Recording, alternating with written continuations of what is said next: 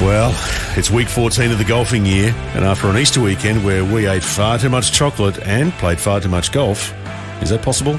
We're back for another big episode of Talk Birdie to Me. We're here thanks to the team at Ping. They'll help you play your best. You can see your local golf shop or professional to arrange a Ping club fitting. And a big thanks to the Golf Clearance Outlet. You'll find them in Melbourne, Sydney, Brisbane and Perth, and online at golfclearanceoutlet.com.au.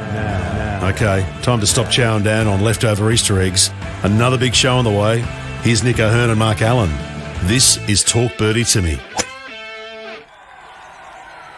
So, boys, I've got some information on the Australian Open. I'm waiting on one text, and I've just given him a hurry up, and I'll get that text reasonably shortly. During the podcast, we'll get that text? I'll send him a little hurry up in just a second. Because it is strange, isn't it, Nick? Because I think you made the point about 5 podcasts ago that the US Open just announced their 2050 site. There's some forward planning there, not so much with us just at the moment. Yeah, spot on. We're trying to figure out what's going on with the Aussie Open. I was wondering what you're talking about for a second there, to be honest, Mark. So I was wondering why there was a big delay. Now make sure you leave that pause in, please. so we get it. Because I'm here at Australian Golf headquarters. I just saw all the executives pile into the Peter Thompson room. That looked like a power meeting. It did. Oh, did you? Yeah, it did. And I had the door open. I saw him. I said to Damien DeBowen, who used to be at the A-League, and now he's come over to greener pastures at Golf Australia. I said, Damien, I'm about to talk about the Australian Open. What's going on? He goes, don't worry about a thing. We've got it under control. So that is taking place. Of course, we're here at Australian Golf headquarters. And where are you? Bonnie Doon, just enjoying the castle. Yeah, up near Eildon. 10 minutes from Cathedral, just spend a bit of Easter, a bit of time off up here, so all good though. I just went and got myself a coffee in the pro shop here at Sandy Golf, and I saw a golf club that was in my first set of clubs. Now, I reckon everybody remembers their first set of clubs. Now, I'm interested in what you get, because over in Perth, I can't imagine you had that much access to a good set of lefties. Yeah, well, my first matching set, I can tell you what that is, because the first set I had was just a mixed bag of everything. I think I had 7 clubs, none of them were the same. They all had different grips, shafts, some were falling apart. That's nice. But my first matching set were the PGF Aristocrats. Wow. You remember those? Yeah, I had a set of Hallmarks there at one stage, and they were I think the Aristocats might have come after the Hallmarks. Yeah, the Aristocrats are a beautiful set of clubs. I got the Persimmon driver and 3-wood. I think I still got the driver at home, and I remember I took it out about a year or two ago for a hit, and my goodness, they are so hard to hit these days, the Persimmons. But the old Aristocrats were a nice blade, and probably too hard for me to use, as a 10 or an 11-year-old when I first got them. But, geez, I always remember those. They were shiny and brand new, and I loved them. Yeah, I had a set of Persimmon V2s, and they were ladies' clubs, and what my parents did, they bought a full set of irons and 2 lots of wood. So I had a 2-wood and a 5-wood, and I had the 3, 5, 7, 9, and my brother had the 4, 6, 8 wedge. Oh, nice. I think I might have had the sand iron as well. So they made it affordable for them, and just the 2-wood and the 5-wood were great, and they got us a putter each, and it was a PGF putter. I remember that as well, and it wasn't a bad sort of putter. I remember it being quite decent. Yeah, I reckon one of the most popular sets that when I was a trainee and when I used to work at a couple of public golf courses back in Perth were the old Brosnans. You remember them? Dennis Brosnan? Oh, yeah. Gee, weren't they popular amongst the amateur golfers? Yeah, Dennis is still playing our Legends Tour events. He actually came down to Victoria and played where we played, at Port Arlington.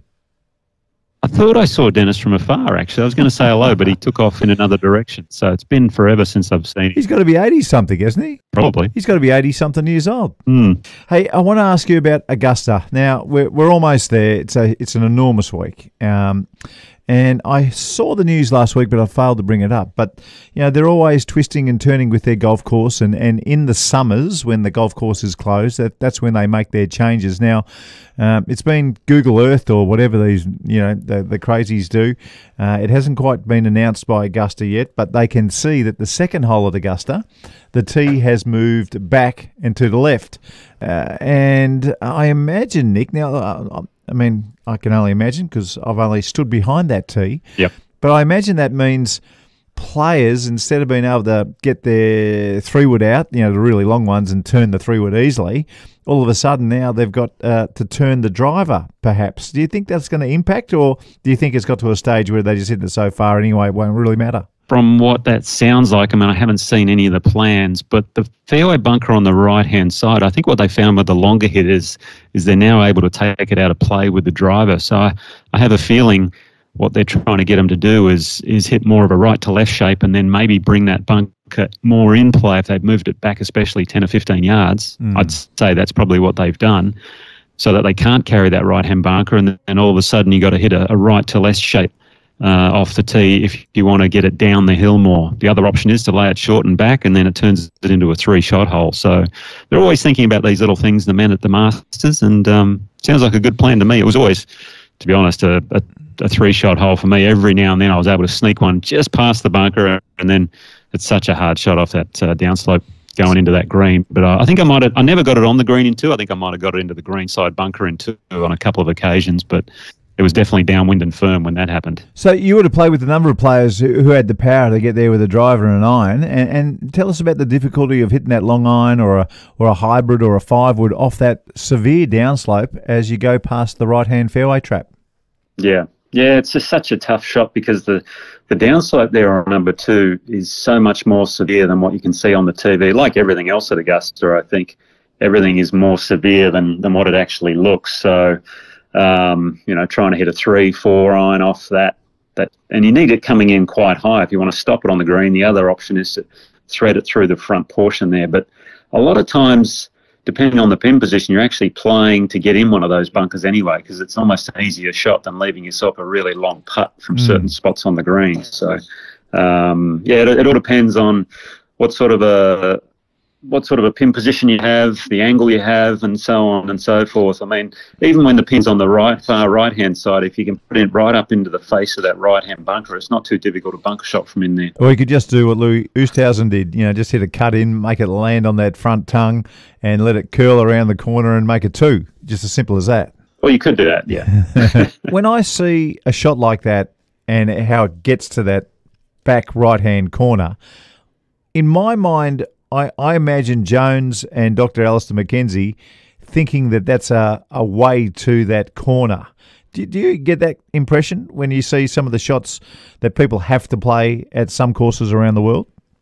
Oh, for sure. I think you see that on a number of the sandbelt courses as well in Melbourne, where to get to that pin, you have to hit a certain shape. And the guy who was best at it is Tiger Woods, who can work it both ways and move it into left-hand back pins or right-hand front pins or whatever the shot really called for. And you can see that certainly in the design and the way that they've shaped that second green, particularly.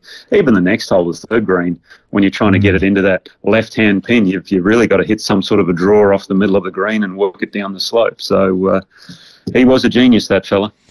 And just while we're on Augusta, the last one, and shots you can't see the difficulty of just watching on the TV. This would have been right in your wheelhouse, I reckon. I know you've been, and the 15th hole is probably the par 5 that it's the most easy for you to reach. But on the times where you didn't get there in 2, tell us about hitting the lob wedge off that downslope across the pond to that tiny little slither of a green. What that shot was all about. It is the hardest wedge shot in the world, that's for sure. And again, depending on the pin, like the one on the left-hand pin, you've got to come in from the right-hand side. If you're down the left, you've really only got about 7 or 8 paces to land it in 2. And the one place you can't go, obviously, is short. You're in the water. But at the same time, you don't want to go long either, because then you can easily chip it back in the water. So if you can lay it up as far down the right-hand side as possible, all of a sudden you get angle to work it in off a slope which runs through the middle of that green. But playing off downhill lies, side hill lies, you just have to get used to it coming into Augusta. And that was really what I focused my practice on leading into those golf tournaments. I'd even, find sides of driving ranges and things like that. We had the Houston Open last week, for example, where in previous years, Houston was always the week before the Masters. Now we've got the Texas Open the week before. But the beautiful thing they do at the Houston Open, I think, every year is they shade the golf course like it is Augusta. Yeah. Like you didn't see any rough, for instance. The greens were pretty slick. A lot of the runoffs around the greens are very, very similar, where you've got to hit these bump and runs or one hoppers, that we saw Scotty Scheffler do at one stage. And it's great that the tour sets the course up that way for the guys, because it basically gets them ready. And I was very fortunate where I live at Isleworth, because, obviously Tiger lived there for many years. And one thing he always requested going into any major was he would want Isleworth playing very similar to the major that we had coming up. So for Augusta, for example, he would ask the ground staff to shave all the greens as quickly as possible, get all the surrounds going, really, really fast. And then if US Open was coming up, well, he'd go, well, can you grow the rough up for me? We want to make this as hard as possible. So it was great having that sort of preparation going into it. Oh, Dan and I are sitting here with our mouths open. That he had the ability to walk into the superintendent's shed and say, "Hey, listen, I'm playing the US Open this week. Can you grow that nice tight rough around the green 6 inches, please?" I can't get over that, to tell you the truth. Well, that wouldn't happen at any other golf course anywhere in the world. Yeah, it's the beauty of living in the US, and golf clubs over there, they love tour pros. It might be a different story here in Australia, I think, but when you have the world number one living at the golf course, well, what he wants, he's going to get, obviously, and they want to keep him happy. So we were just benefactors of all that, the other tour pros that live there. Well, that's one former world number one, but there are two number ones in the world getting around at the moment that are just flying, aren't they? Oh, it's incredible, yeah. I mean, Nelly and Scotty were going for 3 in a row, and Nelly got it done, and Scotty unfortunately didn't. But he gave it a good shot. And the scary thing again with Scotty is he actually had a pretty ordinary putting week. He was about middle of the field. He was about average, and he still almost won.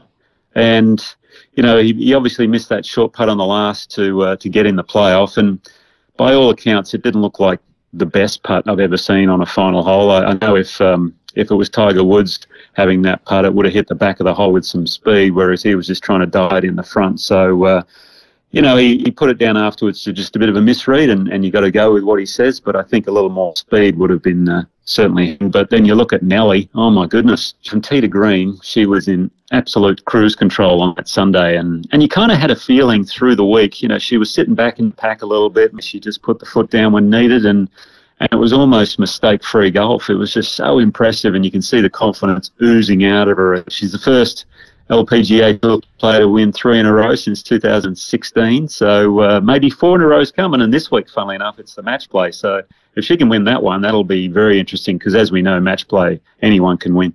Yeah. What happened to Hannah Green? Oh, you're unbelievable. What happened to Hannah Green, buddy? I mean, I saw her after 2 rounds. She shot the 61 in the second round. And then, I've had a weekend where I didn't get to see too much golf. I've only been following the golf on social media. But she seemed to disappear off the leaderboard. Yeah, Saturday was a tough day. Very wet, very, very windy on Saturday, and things just didn't go away. Her swing looked a little bit out of sorts. She, hit a real rank pull into a water on a par 5, which everyone was birdieing. So it's just one of those days where she really struggled, ended up shooting over par, and then she was too far back on Sunday, and it actually, weirdly enough, it rained in the desert on Sunday. They got all sorts of weather on that weekend. But the other Mount Lawley member who was playing was Hira Naveed. I didn't realise she was a Mount Lawley member, to be honest, but she's a Perth girl, and she finished second. So what a result for her. Holy moly. I didn't even know she was an Australian, to tell you the truth, Nick. I mean, I had a quick look at the leaderboard. I didn't see a flag next to her name. It was one of those leaderboards that didn't have the flags. That's amazing. Where's this young lady come from?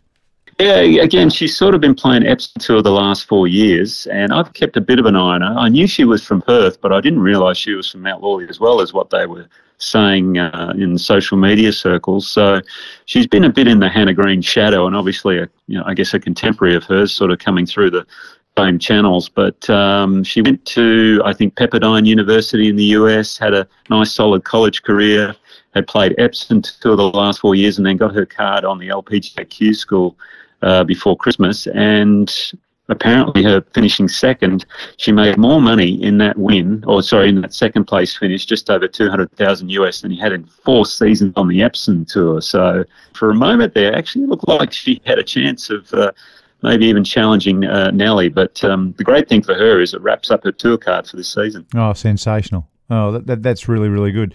Hey, my text message came through about 3 minutes ago. Oh.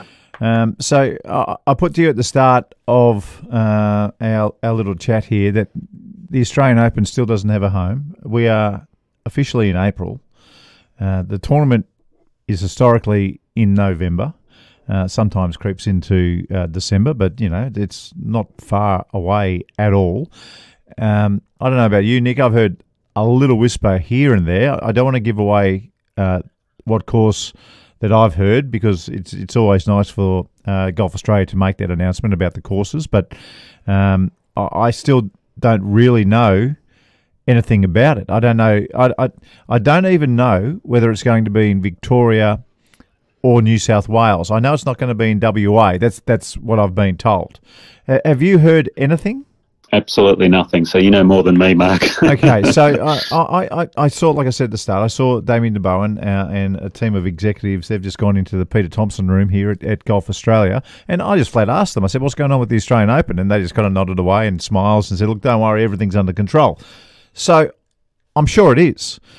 But anyway, before we got here, I sent a text message to somebody who may well know. And This source you hear, this is not official news. This is some inside information you've got. this is just some insight into Gotcha. the negotiation stage of where we're at, Dan. Gotcha. So he's just text back. Okay. I actually sent him a text message saying, is it at this place? And he said, no one knows. He goes on, New South Wales Gov offered $8 million but can't get 2 courses, because the way the Australian Open is being played these days, you need 2 courses for the males and the females. Yeah. Victoria government offered $3 million, but that's probably not enough money. Yep. It doesn't say that last sentence in the text message, but $3 million probably won't get the job done. So, according to my source,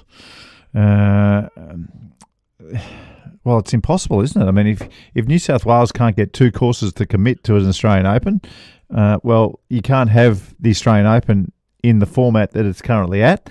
And if they only get $3 million from the Victorian government, just 3, I mean, the negotiations going on next door in the Peter Thompson room might be talking about that right now. But that's where we're at as far as, someone reasonably close to the situation is talking about. So if that's all true, I don't know what the next step's going to be for our best tournament. Our best tournaments, because the men's and the women Australian Opens, it's a big deal in this country, and they should be.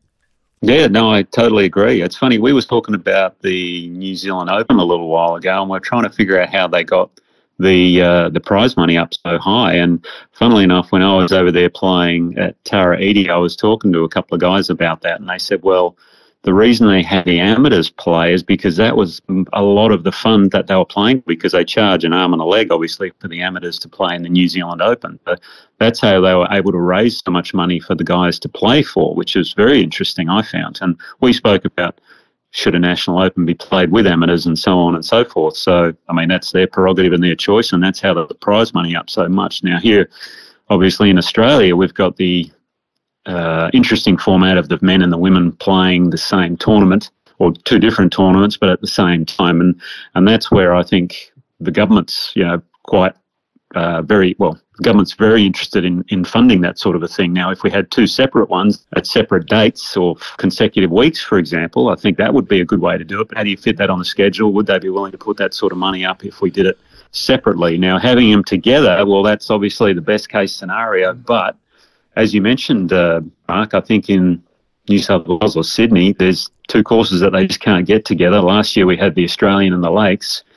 I heard that they don't really want to do that again, those 2 courses. So then where else do you go? I mean, you have Royal Sydney, but I think they're under construction.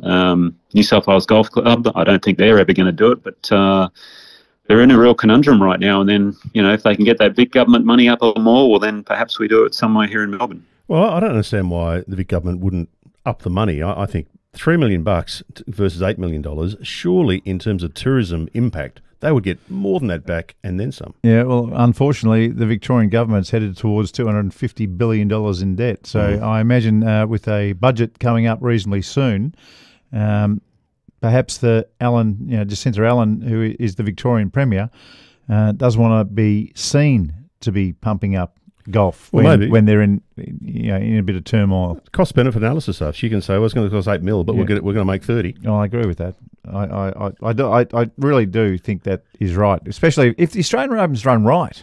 And I want to talk to you about New Zealand, the way they're doing it. I know it's the New Zealand Open, but if they're doing it the wrong way. Why wouldn't they try and make it a real championship at a wonderful? I'm not saying the golf course isn't wonderful, but a real championship at a golf course that would look magnificent on the TV.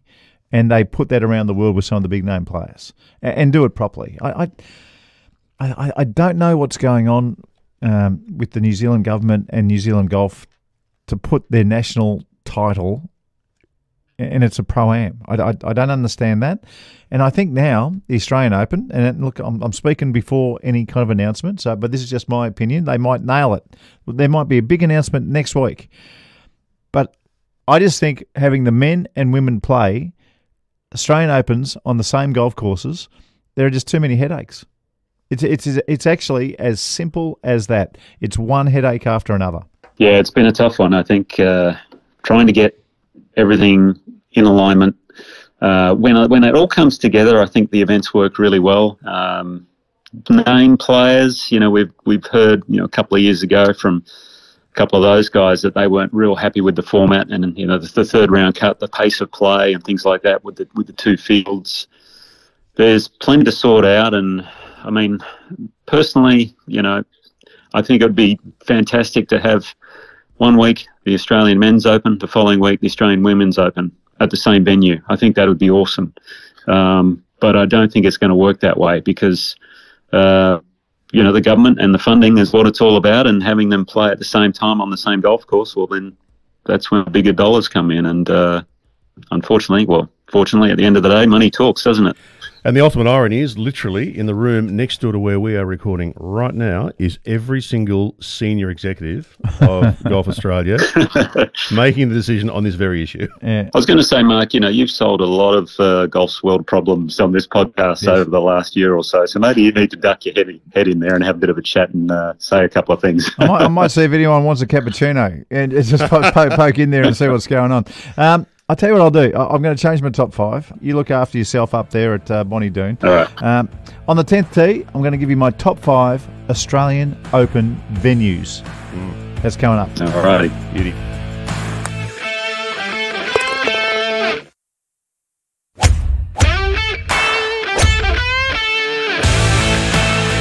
Thanks to Ping, they'll help you play your best. And the Golf Clearance Outlet, who search the globe for golf's best deals. This is Talk Birdie to Me. Now back to Nick O'Hearn and Mark Allen. Hey, Mark, did you see the April Fool's joke by Cam Smith? No? What is it? No? Let me guess. He's gone to a mallet putter. No, it wouldn't be that because he doesn't need one like Scotty, as we know. But no, he came out and gave it the big team for announcement. The mullet is gone. So not the mallet, but the mullet. Hey, did he put a picture up? And a lot of people fell for it. He put a picture up, did he? There was a picture with him nice shaved, clean back and sides. They obviously had the AI in there doing their work. I can't stand the mullet. I'm sorry. Yeah, I'm with you. I have to admit, I reposted it on the socials. Did you? I did fall for it, and it was pointed out by a couple of pod listeners, and I thought, but you got to copy medicine. Yeah, I just wish he'd just tone it down. I don't mind the mullet. I would prefer if he just toned it down just a little bit. Anyway, that's just me. Play the opener, please. Top five. Okay, my top 5 Australian Open venues if you want a serious event for either men or women. Oh. Because this is my Australian Open. Okay, I think it's a big enough tournament to where it can stand on, both of them can stand on their own 2 feet. At number 5. What Victoria did last year was quite incredible. The players left Victoria Golf Club in unison saying this is one of the best golf courses in the world. Michael Cocking's done the redo there and it is sensational. The green's absolutely perfect and that is my number 5. Number 4, I am a believer that you move it around this great country. And I'm astounded they don't still do this. I know that Lake Carranup's had an Australian Open, Royal Hobart's had an Australian Open. We know that we've had Australian Opens at Kooyonga as well, which I played last week, and Kooyonga is looking magnificent, by the way. Beautiful. But my number 4 Australian Open venue is Royal Adelaide. Remember the one that Greg Chalmers won and Nick Faldo was there? It was a great week. The course was set up incredibly difficult. Did you play that one, Nick? I did. I think the cut was 11 over par, Yeah. And I made the cut on the number, shot 1 under on the Saturday and went from about 58th to 5th. It was so hard. It was ridiculous. So hard. It was ridiculous. Number 3 is Kingston Heath. I didn't put that at number 2 because I believe that it should be moved around the country, like I said. Number 2, the Aussie, the Australian golf course, is just made for the Australian Open. It's tough. It's big. It's always in good condition. It looks magnificent on the TV. The New South Wales government, every year it's there, it's just a free ad, just showing off Sydney and the Harbour Bridge and everything else. It is a no-brainer to get the Australian Open played at the Australian as often as possible. And at number 1, it's just exactly like the Open Championship and also the US Open Championship. The Australian Open should go back to Royal Melbourne in a perfect world every 5 years. Yeah. It's really simple. The composite course should be shown off every 5 years, and everything that goes with coming to the Sandbelt and coming to Australia. And, when it is played in Australia, don't just show off the Sandbelt. When it comes to Royal Melbourne, show off Sydney as well. I mean, people want to come down and get the full Australian golf experience. And that's why the governments should get involved and should sponsor the Australian Open, because it is a postcard to the rest of the world of what the golf world up there in the Northern Hemisphere is missing. And that's why, by the way, the New South Wales government, the Victorian government, the West Australian government, they all want the Australian Open because it's just the window into their cities, and it's magnificent. Anyway, Yep. hopefully in the Peter Thompson room next door, they're making little notes. Hopefully they're listening in and making some notes, because that would make the world really happy that both Australian Opens go back to a single event showing off the best golf courses that we have in this country and cities. Yeah, it certainly would. Hey, by the way, what was your number 3? I think I must have missed that one. Kingston Heath, I just brushed over it. I didn't. Oh, you did. Yeah, just glossed. I just glossed over one of the greatest courses, in Australia and the world. Yes, I apologise. It's my home course as well, so I apologise. We had Mike Cocking on a little while ago, Yeah. and he was talking about, we looked at Huntingdale. Yeah. I can't remember what he said. When's Huntingdale open? I think it was going to take 18 months. Oh, okay, so a fair way off. Yeah, Okay, a fair way off. I drove past it the other day. Yeah, they are in full swing down there at Huntingdale. So could that be a potential venue a couple of years down the track, maybe? Well, you know what? It could be a potential venue for the mixed tournament at Metropolitan and Huntingdale, which they are side by side. So that would make sense to me if that could happen, because Metropolitan have hosted Australian Opens, many of them, and of course the Huntingdale Golf Club has hosted many Australian Masters. I think 30 of them. So that would be a nice little mix if they ever decide, or if they keep on going with what they're doing at the moment. The Victorian government comes on board with more than $3 million, according to my source. Anyway.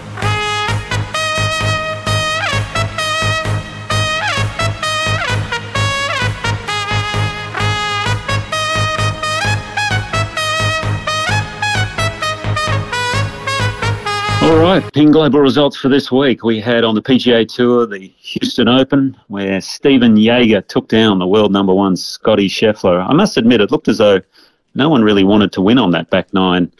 As it turned out, I think Jaeger made 9 straight pars. Yeah. One player who I really enjoyed watching was I think he's Argentinian, Alejandro Tosti.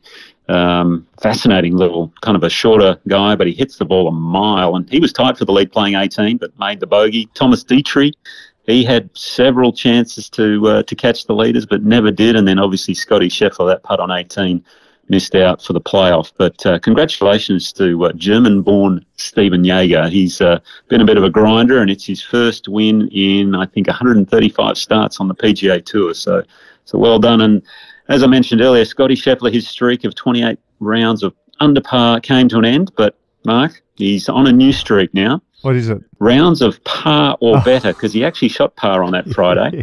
And you know who holds the record? Tiger Woods at 52, and right now Scotty Scheffler's at 30 rounds of par or better. So he's chasing down a new streak. They come up with all these stats over there. I love it. How about the way he shot par? How about that? I mean, just the careless three-putt that you see Weekend Warriors do every single time you play with them. They just, they miss a three-footer and they go around quickly, just try and, they might be stepping across somebody's line and tap it back, and before they know it, they're tapping in the third putt. I know, and that one footer that he missed, well, guess he finished one shot of the lead. So you got to treat every shot, every shot with the same importance, whether it's a 1 footer or a 300-yard drive. But anyway, I'm sure he's just doing fine and he'll learn from it. Best of the Aussies at the tournament was Cameron Davis, who finished tied for 21st. The LPGA Tour, they were at the Ford Championship in Phoenix, Arizona. As I mentioned, the weekend, the weather kind of got nasty on that Saturday with a lot of wind when Hannah Green was right up there.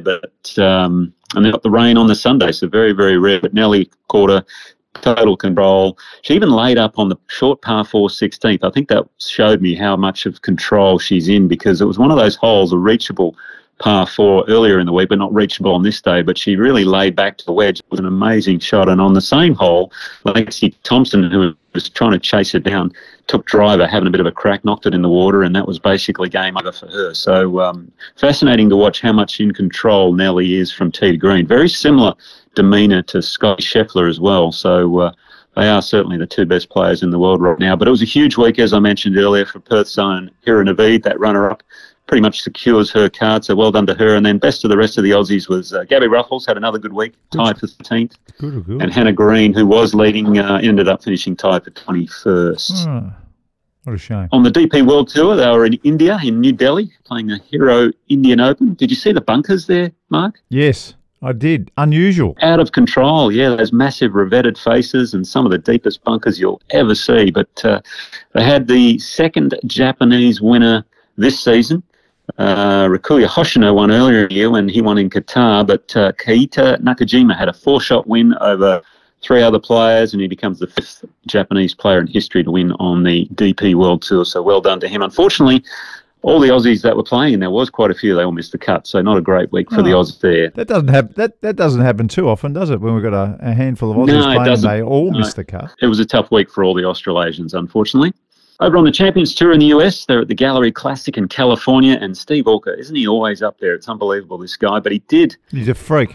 He did have a bit of a struggling finish. He finished bogey to lose by Walter Retief Goosen, who also struggled at his finish. They were both tied coming up the last, the par 5. I watched this, and reachable par 5, and both of them knocked it in the water. Oh. And Goosen ended up getting up and down for the par. Alka didn't. He made a bogey, and he won by...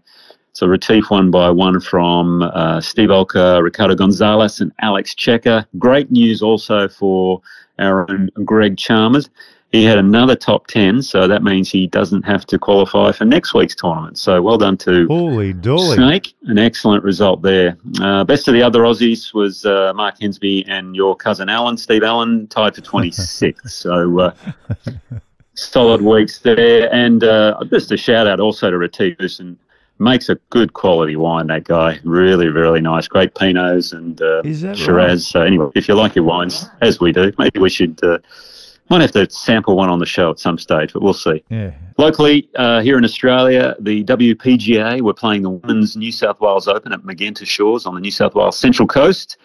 It was quite the showdown between Colombian Mariajo Uribe, I think that's how you say it, and she was going back and forth with the UK's Bronte Law. Now, Uribe, she came down to Australia to play a couple of events because she wants to qualify for the Olympic team, the Colombian Olympic team. So it took a big risk coming down here to play, but as the commentator, I think it was Sam Hargraves who was doing the commentary, he said, Uribe fought the law and she won. I think that was the closing comment when she won the golf tournament. So very, very well done there by Sam on that call, I thought. Justice Bozio, she was leading for a little bit, the Aussie amateur. Momoka Kabori, Kazuma's brother, finished tied for 8th, and best of the other Aussies was Jordan O'Brien and Kirsten Rudgley finishing tied for 16th. It was a very international field down there for the New South Wales Open. So congratulations to Uribe on her win there. And I just want to mention of some events coming up this week, because obviously we've got the Masters in a couple of weeks, but this week's the final tune-up for the men on the PGA Tour. It's the Valero Texas Open. Live Golf are back at Live Miami down in Trump Doral, where Cam Smith, yes, still does have his mullet. He won't be using a mallet, but he has his mullet. The LPGA can really do 4 in a row. Can't wait to see if she can win the match play there at Shadow Creek in Las Vegas. Locally here in Australia, we have first stage of the Challenger PGA Tour of Australasia Q School down at Moona Links. So good luck to everyone going to first stage. That's going to be a big week for a lot of young golfers. And then also this week, Mark, you mentioned Augusta earlier. We've got the Anwar on, the Augusta National Women's Amateur. That's right. And we've got one Australian playing, Perth's own Madison Hinson-Tolshard, who goes to Oklahoma State over there in the US. She's going to be teeing it up, and maybe she can.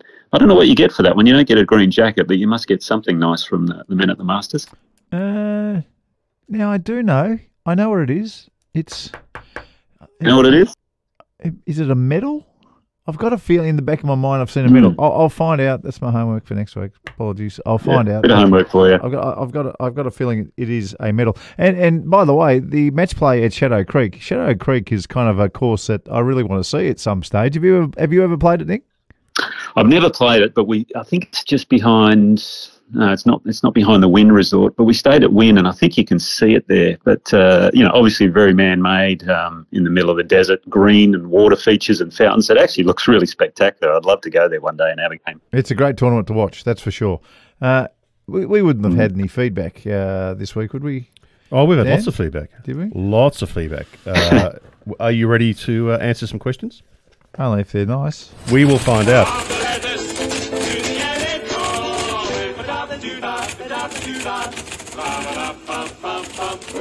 Now, we had a question last week about a guy. It was a guy from Sydney, from memory, who wanted to know about whether he could have caddying as a career and how he got into it. Nick, you've done some homework on that, and we're going to talk in more detail about that next week with your contact. Correct? That is correct. Yeah, I reached out to Simon Clark, who's a well-known caddy here in Australia and overseas for many years, but he's told me about something that he's written up as a bit of an elite sort of caddy program, which he's looking to implement. But right now he's actually off to Augusta because he's going to go caddy for Jasper Stubbs at the tournament. So I think we should get him on and have a good chat with him about everything. Can I tell you something about Simon Clark? Because he went on to be a very good caddy. He caddied for me for 1 week and I sacked him. Oh, I hope he's still talking to me. It was very early days. It was early days. God. Whose fault was it? Was it yours or his? I don't think I played very well that week. Can you remember what the sackable offence was? Just me not playing well. I think that was it. I was in a bad mood. And you blamed him? I did. Yeah, okay. Because, Dan, in golf, in terms of at pro level, there are various sackable offences. So we can get into that when we talk to Simon, I think. That's a very good subject to discuss with him. Okay, some more feedback here. This one from Era Golf, which is a company, not a person. Yeah. Hey, guys, love the show. Listen every week. I want to pick up something, Nick, you said in your top 5 best hats. I don't think Chi-Chi was the first or the most famous to wear the coconut straw fedora hat. I think that mantle should be held by the great Sam Snead. You have to know your history, Nick. Enjoy the pod, lads. Keep up the great work. Yeah, I can agree with that. I can take that one on the chin for sure. Yeah, Sammy Snead was probably the first. I just happen to remember Chi-Chi. I'm going to stick up for you, Nick. I'm going to stick up for you. I reckon he had a more Cuban-style straw hat, where Sam Snead had an American-style straw hat. You're backing me up, Mark. Thank you. Appreciate it. No worries. Sean McManam also had some feedback on the hats. Rory Sabatini and Tom Kite had some shockers. Disgraceful. They should both hang their heads in shame for what they were putting on their head. Yeah. They should. It was pathetic. Could they be retrospective honourable mentions? Wasn't great there from Rory, that's for sure. I think Tom Kite had something similar to the Panama hat, I believe. And speaking of hats, Mark, I see you got the Tariti one on this week. Well done. Yeah. You're just going to continue that tradition. I like it. Yeah, well, I got this rugby top from Trish for my birthday a couple of weeks ago, and it matches very nicely. So thank you. Yeah, very similar grey. Beautiful. Just to wrap up on the GOAT conversation from last week, BJ Boogie wrote in and he said, it's got to be Jack. I can't believe anyone would suggest anything different. Tiger's stated mission was to catch Jack, and he could not do it. Yeah, he couldn't do it when there were 5 times as many good players. Yep. Pretty simple. It's an opinion. Yeah. Just mathematics. It's an opinion. Okay. A lot of feedback on our bonus pod last week with Peter Fowler. Brett Brown wrote in, I played in a senior pro-am with Chucky, and the way he penetrated the wind was incredible to watch. Great guy, and he really helped my brother improve his game with some wonderful tips. Fantastic, yeah. Chucky's the man. He really helps a lot of people when he's on the golf course because he's always searching and analysing. And I've seen him at driving ranges call people over who aren't even pros to come and have a look at his golf swing and tell them what they think or ask them what they think. It's fascinating. He loves the game and he's always looking for new ideas. Die Sports wrote in and said, I wish I'd listened to this before recently experiencing couch grass and sandbelt bunkers. I'd like to see the grind on his sand wedge as well, and I'd love to watch him play the new Furrow short course. Yeah, that'd be good fun. If you want to look for the grind, go and have a look at the S grind of the Vokey wedges, and the back part that's ground off the bottom sole, it's a little bit sharper. So it's similar to that. There's still quite a bit of bounce, but it's a skinny sole. Chris wrote in, great interview. I love the part about how Chucky practiced. That was exactly what I wanted to hear. Priceless stuff. That was a masterclass. Yeah, very good. I'm still shocked. Like I said, I get the heebie-jeebies off the couch grass these days still, and I've gone to chipping with the heel in the air, which we mentioned that. Yeah. I was really concerned that I was kind of jibbing it. I was taking the easy way out. But now I'm so happy that he actually chipped that way. His entire career, he chipped with the heel in the air. I mean, I just couldn't get over that. I never noticed it when I played with him. I played with him so many times. If you haven't heard the podcast, by the way, go back and listen to it. It's fantastic. Listen. Peter wrote in, a really good guy in a pro-am. Love the podcast. P.S. Marco, excellent commentator. You often relate to what the pro is doing back to what the normal golfer can or should do. Good on you. I try and do that, so thanks for the feedback. I appreciate it. And Nick O'Hearn also does that sort of stuff, and it's always great to work with him. Sid Thornton has written. Now Sid was quite polite. He wasn't rude. But he said, I reckon it's a bit over the top calling Peter Fowler a legend. Now, I disagree with Sid, but I thought we'd read it out because I want to put it to you, Mark, and to you, Nick. I want you to tell us why he's a legend. Yeah, I'll go first. No, well, he's a legend of Australian golf, and he's a legend fella, and he's a multiple Australian winner, as well as being a legend on the Troppo Tour. He's not legendary worldwide, but his short game is legendary worldwide. So that's why we called him a legend. Yeah, spot on there. He's an absolute legend of a bloke, but as you said at the end there, legendary short game. And when you have Seve Ballesteros asking you how you hit shots, I think you go down in the legend status for sure. Yes, you do. Yep, nice. Robert has a question here. Nick, if you think there should be a rule against having a line on your ball, then equally long putters should be banned. Both are against the spirit of the game. More a statement than a question. Well, yeah, I was going to say, is there a question there? But no. I've spoken about this a little bit before with the long putter, and the anchoring when people may or may not be anchoring. I've always said, look, the easiest way to solve this issue is just make the putter the shortest club in the bag and then use it however you want. I'm using a short putter these days. I used a long one throughout my career, mainly because I was allowed to. And I think the players now, if you look at Will Zalatoris, I think his game's improved, or his putting's improved anyway since he's gone to the long putter. But just to get rid of all all the issues that we see with players and how they're using the broomstick, easiest way to solve this problem is make it the short club in the bag and use it however you want. Use it as a pool cue if you want. Use it as a pool cue. I never thought I'd hear you say that. Anyway. Now, you mentioned, Nick, a moment ago that Mark is wearing his Tara Iti hat. We had a couple of more comments here on New Zealand. Geert wrote in. Now, Geert's written a couple of times recently, but he's written in this week, which is a really good thing because he's answering a question we had last week about the logo on the cap. Oh, good. It's not a seagull? No, it's not a seagull. The bird in the logo is the Tara Iti bird, the fairy tern. There's only about 40 left in the wild. Tara Iti supports the charitable trust, which is saving those birds from extinction. So, what's it called again? Wow. It's called the fairy tern. So the fairy tern was in danger of going the way of the dodo? But maybe still is. There's only 40 left in the wild, according to Geert. Well, there you go. Well, I reckon these people, the billionaires, they're not going to see their bird go down. I wouldn't have thought so. No way. Andrew Huntley wrote in, love the talk on Tara Iti and some other great Kiwi courses. One that doesn't get a mention is Wairaki. which is not a coastal links course. It's in the middle of the North Island near Taupo.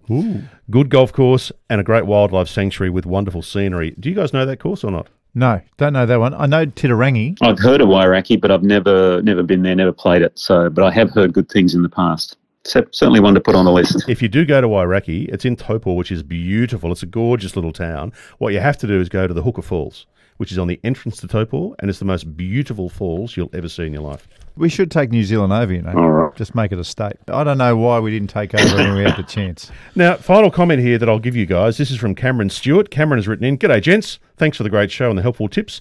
I wanted to give a shout-out to a couple of mates. Big Wayne, who hit a hole-in-one during competition a few weeks ago at Wood End Golf Course, and Glenn, my mate, who got his first hole-in-one last Wednesday. Holy dolly. Great efforts from both, and I was wondering, what would be your top 5 aces?"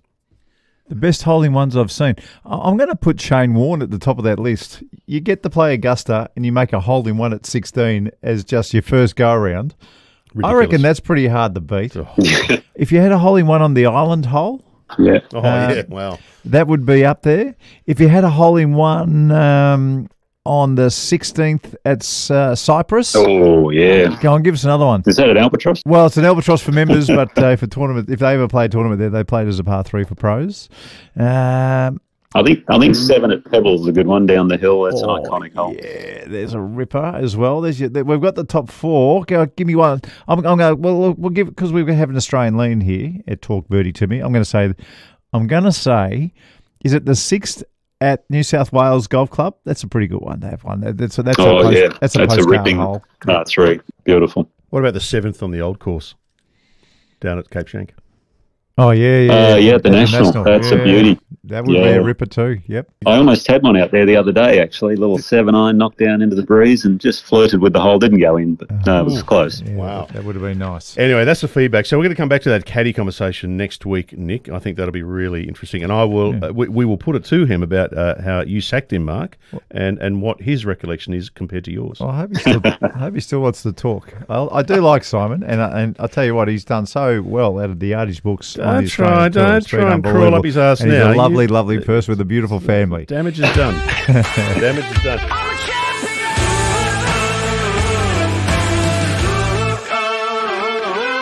It's time for this week's Masterclass. Yes, thanks, Mark. The Masterclass this week is a little bit of a different one. It's probably, I would say, a more advanced Masterclass, and it's called the One Hopper, the One Hopping Chip Shot, which I don't know if you watched the Houston. I saw a couple of great examples of it on the final 9 with Scotty Scheffler hit a beautiful one. Taylor Moore did it on the final hole as well. Hit a beautiful little one hopper. But they played it 2 different ways, and there is a couple of different ways you can play this shot. Scheffler, and the way I tend to play it, is to come into the ball very, very steep, because the one hopper, what you're trying to do is you're trying to land it into an upslope, have it take one bounce, land on the green, spin, and then release. Now, Scheffler, the way he played it and the way I play it, is you need to have a lot of speed coming into the ball, so you tend to come down a bit sharper, a bit more of a steeper angled attack. It's a high-risk shot, but it's a shot that will get you the ball close to the hole as possible on very difficult chip shots. Now, the easy way out would be to hit a little bump and run with a hybrid or a 3-wood, or maybe throw it all the way onto the green, but you're probably going to go 10 or 15, 20 feet past. But if you want to get it stopping close on those very difficult chip shots, you got to take the risk, take the gamble, pick a spot where you want it to land into the upslope. It takes one hop, checks on the green, and hopefully settles somewhere near the flag. I'm going to put a little video on socials as to how to play it, a couple of different variations, but it's a great little shot to put in your tool bag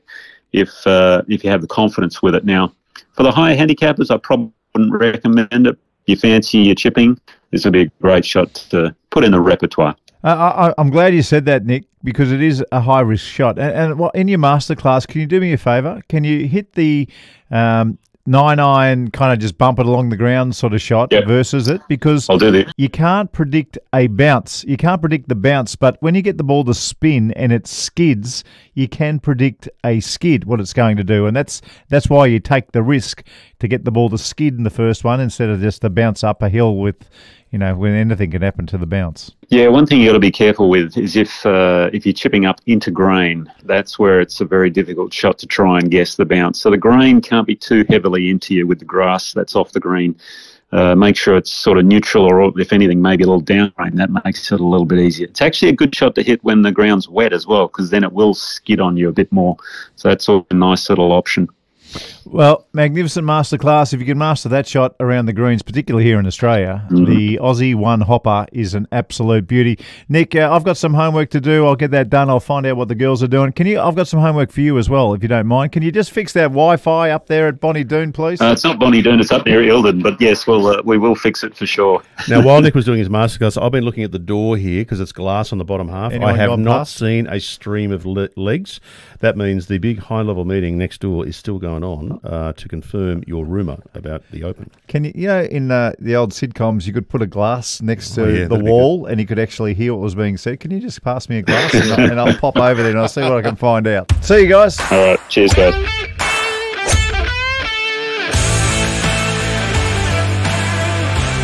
Thanks for being part of Talk Birdie to me with Nick O'Hearn and Mark Allen. And if you want to be part of the show, drop us a message or comment on the socials. Or you can send an email or leave a voicemail at talkbirdie2me.com.au. Thanks to the great team at Ping. They're the best in the business and they'll help you play your best. And the Golf Clearance Outlet. If you're after top quality at prices you won't beat, check them out. golfclearanceoutlet.com.au. Talk Birdie to me's executive producer is Dan Bradley at Kaizen Media. Sound design, Daryl Misson at loudzebra.com.